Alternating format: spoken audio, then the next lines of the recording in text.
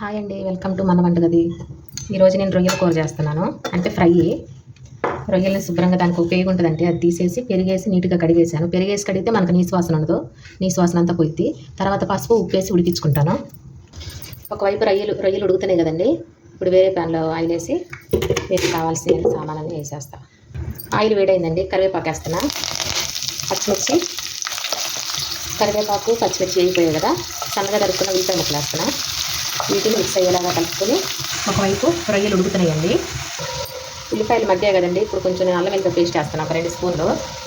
కేజీన్నర రొయ్యలు నేను తీసుకుంది. దీన్ని మిక్స్ అయ్యేలాగా కలుపుకొని నేను వేసిన అల్లం వెల్లుల్లి పేస్ట్ పచ్చివాసన పోయిందండి. ఇప్పుడు ఉడికిపోయిన రొయ్యలు ఇందులో వేసేస్తున్నా, నీళ్ళతో సహా వేసేస్తున్నా. ఈ రొయ్యలు ఆ ఉల్లిపాయ పచ్చిమిర్చి మొత్తం బాగా మగ్గనియాలి. ఇగురులాగా చేసుకుంటే మనకు రైస్లో కూడా బాగా ఉంటుంది కలుపుకొని తినడానికి. అందుకే నేనైతే ఇగురులాగా చేస్తున్నా. ఫ్రై అన్నాను కానీ ఫ్రై కాదు, ఇగురులాగా చేస్తున్నా. ఫ్రై ఇంకోసారి చూపిస్తారు రొయ్యలు ఫ్రై. ఇందులో ఉన్న వాటర్ అంతా ఇనికిపోయిందాక ఫ్రై చేస్తా.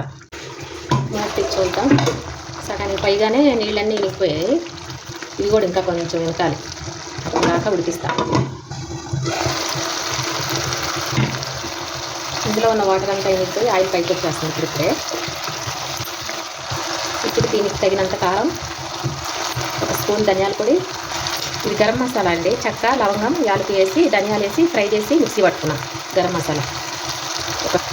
ఇప్పుడు మొత్తం మిక్స్ అయ్యేలాగా కలుపుకున్నా.